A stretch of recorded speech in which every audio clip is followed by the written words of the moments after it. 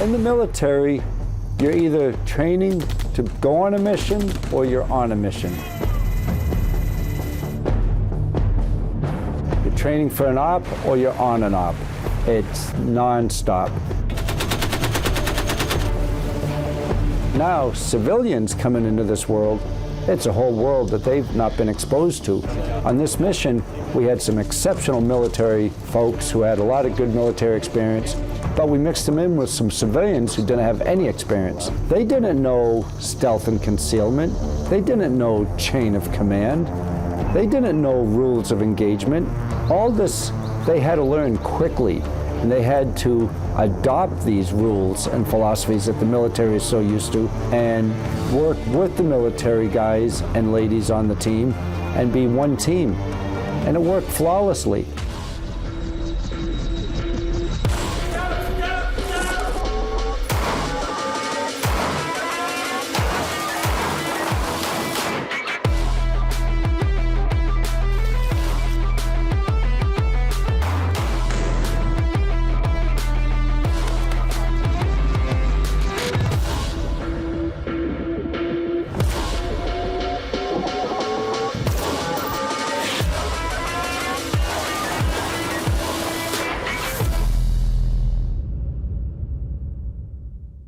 Five days ago, 12 strangers came together and went through the pressure cooker we call surviving man. And they came out the other side a team with a mission. And now that mission is going to execute. But before we take you to that story, I bring you Dr. Jen Stankus, our MVP for season 1. I'm Dr. Jen. I'm going to take you with me. We're going to go to Belize, and we are going to dive some amazing dive sites. The adventure started when we boarded our vessel, which was the Aggressor Belize 3. Today, we are at the Great Blue Hole. This is Cousteau's top 10 dives. The Blue Hole is essentially a cave system that has collapsed down into the ocean floor. And so it's created this big hole. This big cave system is now open. So you just have this amazing natural architecture of stalactites and cave and this incredible blue color. It's just pure. I don't know how else to say it. So many of the dives were dives where the crew would anchor just in the right spot. They know all the perfect spots. And so they drop you off, you go to the anchor line, and then maybe 30 yards from there, you hit a wall. But what's great about these walls is that there are always lots of sharks. So sharks actually, in order to breathe, they have to move. So, you know, you see this shark coming back and forth. It's not being aggressive, it's breathing.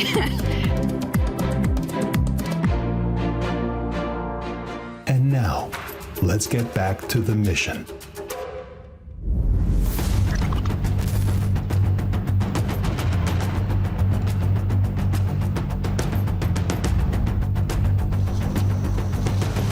Offsetting. Are we close enough where we could tap person just to let them know they're there? No. So what we're doing right now, it's a final mission prep. People are checking the weapons out. They're getting communication checks with Richard back at headquarters. They're talking a little bit about strategy, danger crossings, how to get across the road, making sure you have security. I had the opportunity to definitely stand up and be a leader inside of this group. Remember what we talked about as far as... I was the one that, you know, the group came up with to be the mission commander, which obviously is an honor to have that. And it's interesting because some of the people here have some experience and some don't have any, but I think they're on track for getting to the mission successfully. Okay, when we move out, about the distances in the stack, as we discussed earlier, you need to be aware what's happening behind the line, that we don't leave anybody behind. Turn around every couple paces, keep an eye on the person behind you, because it's very quick, very easy to just run ahead of people. All right, because if we're doing nonverbal, we can't make any noise, and you're just staring straight, and someone behind you is trying to signal you, you're in outer space. You know, you could put 5 people together that are strangers, or 6 people together that are strangers, and through adversity, they can become like a family unit, or, you know, like a team unit, and we really saw that the entire week. That's all what I have now. It's a 0700.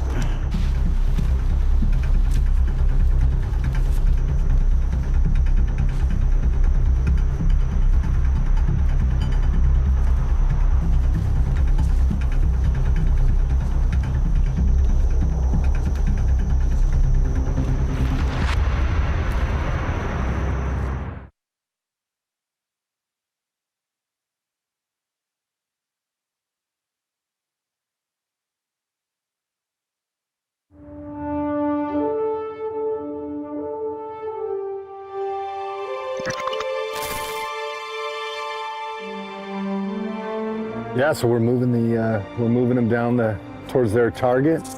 There's so many things they haven't had an opportunity to train with yet, and the way it should be done, the distance between the first and second person, that second person sets the distance, and whatever that is, everybody reacts off of it. You're gonna have a ton of armchair quarterbacks at home saying how wrong some of the things might look, right?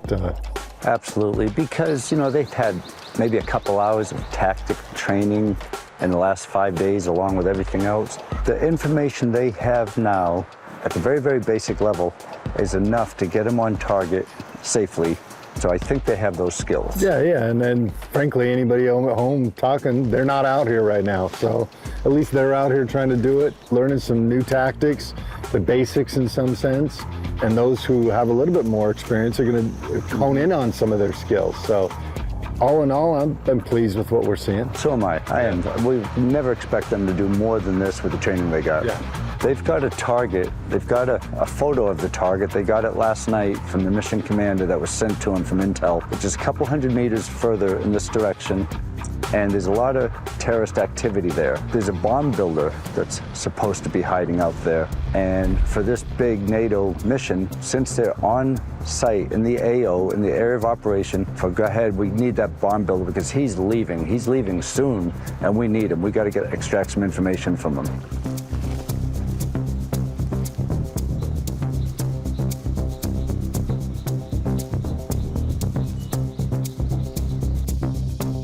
I think if you want to know what these guys like Sheriff Lamb and Don Mann have done, it's one thing to tell them that, you know, you respect what they do, but go strap on their gear and try to imitate it. And I think you find out how good those guys are and what great, you know, how devoted they got to be to do this stuff every single day. You know, we're out here doing it without people shooting at us, kind of doing it for fun. Those guys, you know, do this stuff under fire. There's a lot to having a combat mindset, and that's living in your home, traveling overseas, traveling to the grocery store. It's not a paranoid mindset. It's not something you always have to be afraid of other people. But it would be naive and sometimes deadly to assume there's not a wolf out there. It's an analogy. The wolf is the bad guy.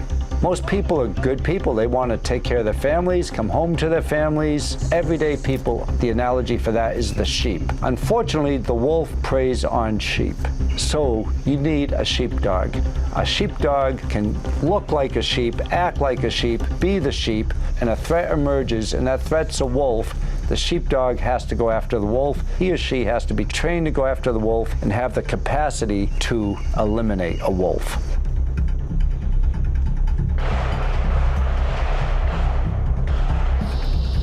So it looks like they got some contact in the front. We hear some fire. So right now, everybody's pretty much on edge.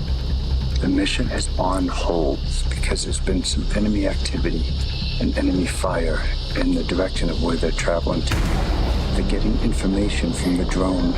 The drone's reported that there's been some pickup trucks with bandits shooting weapons out in the hillside.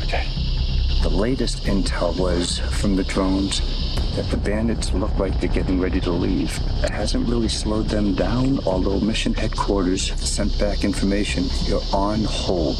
You're on hold. But the mission is still a go. The last thing we want to do is take 12 people into a firestorm, a bee's nest.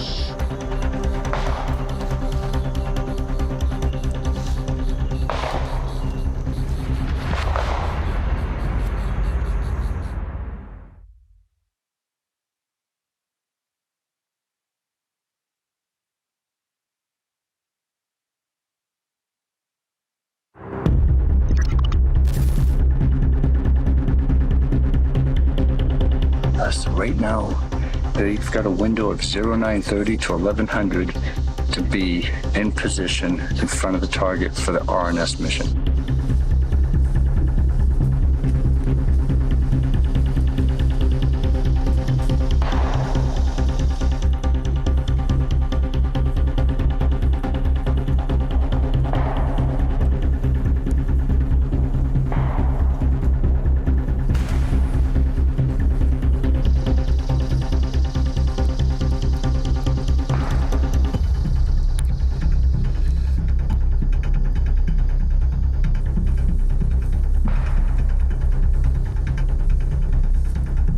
you got to really be able to identify your weaknesses and go after them and get after them. And then once you fill those in, things become easy. You're not worried about the weaknesses anymore.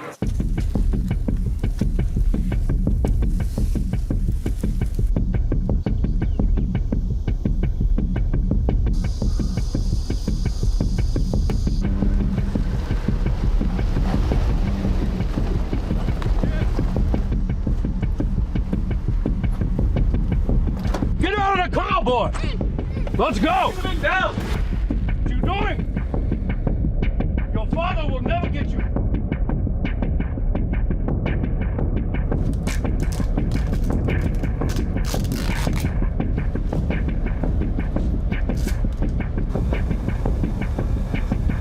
See anyone?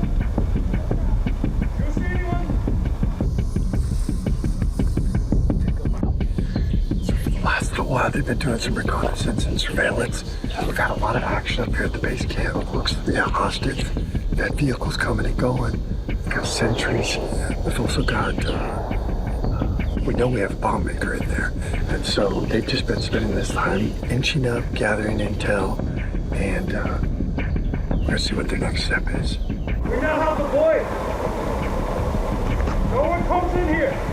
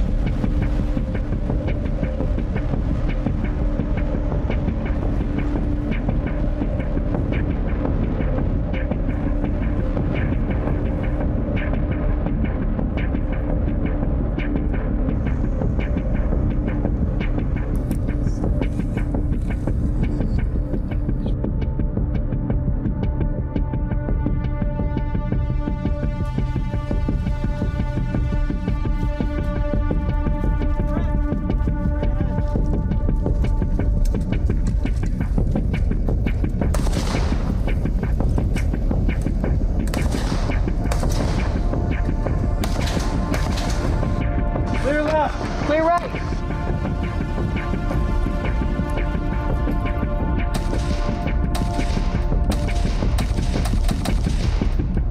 Close quarters battle, CQB, that is an art and a science combined. Every time you come up to a door that has to be breached, that door is different. You don't know what's on the other side of that door. You don't know if there's people sitting there with machine guns aimed at the door waiting for an assaulter to come in. Hands on! Raquel, get off! Come with me. Come with me. Got him. Flip him over. Flip him over. I'll shot you again. We're flipping you over. Okay. Buffs. Intel. Buffs. Close quarters battle, it's tight, it's fast, you're moving, you're shooting, you're communicating. Things are happening fast. Sir, good. You see any injuries? No, sir. Yeah, well, let's collect everything. Stay on your stomach.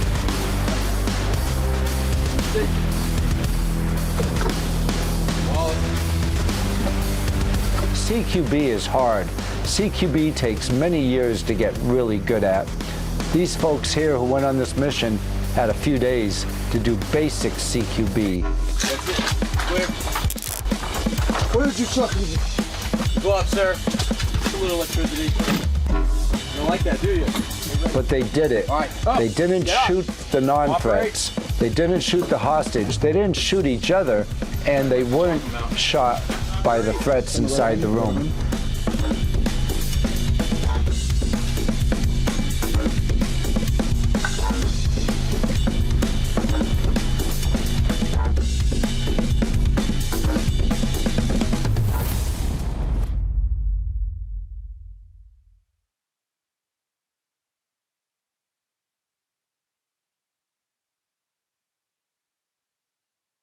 I'm totally satisfied with how I did. I can't believe that I actually was able to complete this and pull it off. The main reason I did this is because I love to challenge myself. I'm not really here to compete against anyone else. Don pushed us truly past our physical limits, and there were times when finishing a task was just purely spirit and heart. I enjoy seeing that what can I do, how far I can push, and in this type of evolutions it's just interesting to see that how much can I take. I think I'm just stupid and persistent. I think it just made me realize how I'm stronger than I thought I was. And then in some areas I'm weaker than I thought I was. It was a really great group of people. We had 12 really incredible human beings, and everybody really came together. Bring the pressure cargo, bring him up here, take this guy here, this high-value target we've been looking for, secure him in the back. That's where the team will come back and start interrogation. I need to see the cache. Did you guys get all the documentation, maps, and everything else we asked for? Yes, sir. Bring it up here, let me see it. All right, good job, guys. Go ahead and secure that back there with the Tango. Noah, is that your name, buddy? Come with me. Welcome to freedom, bud. Mission success. Nobody here killed in action or wounded in action. You recovered the bomb maker, you recovered the little boy, and you got a good cache.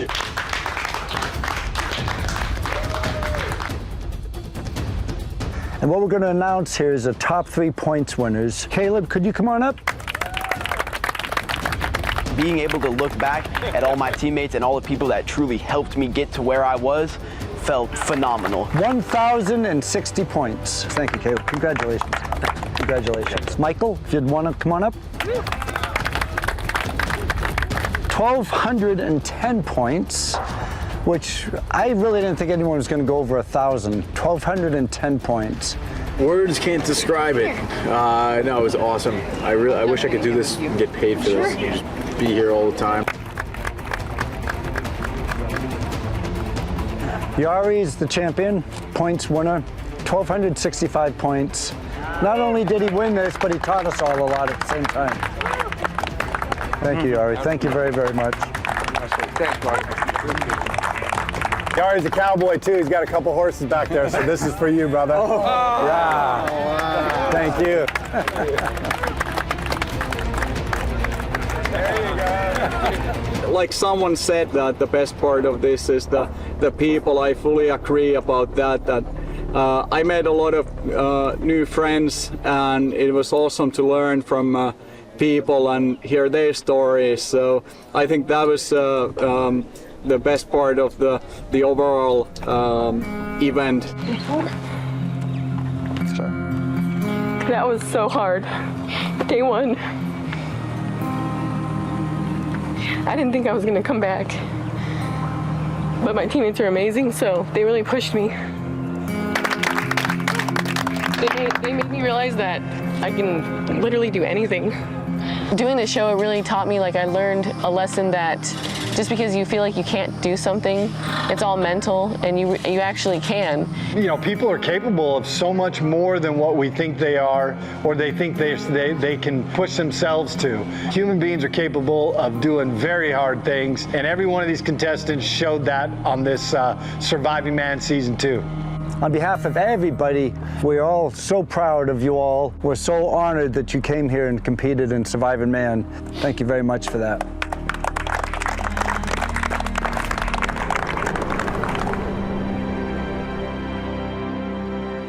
And now it's time to recognize the MVP for Season 2. We picked this candidate for his unwavering enthusiasm and go-for-it attitude. I bring you Caleb Christensen. I walked in waking up the morning before, not knowing what I was even getting into at all. I mean, I had never seen Season 1. I was supposed to go into work. And to be blessed and voted as the MVP, I just have no words. I'm just shocked.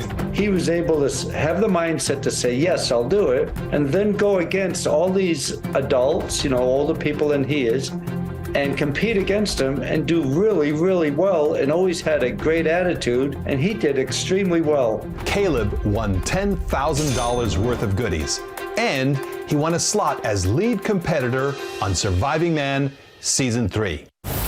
but you get to see him before that as he joins us on the upcoming Surviving Man All-Stars Belize. And getting back to season 3, we have an additional surprise. The whole nation gets to pick the MVP for season 3 through online voting. That MVP will win an all-expense paid trip for 2 at the Aggressor Safari Lodge in Sri Lanka. Thanks for joining us, and see you next time right here on Surviving Man.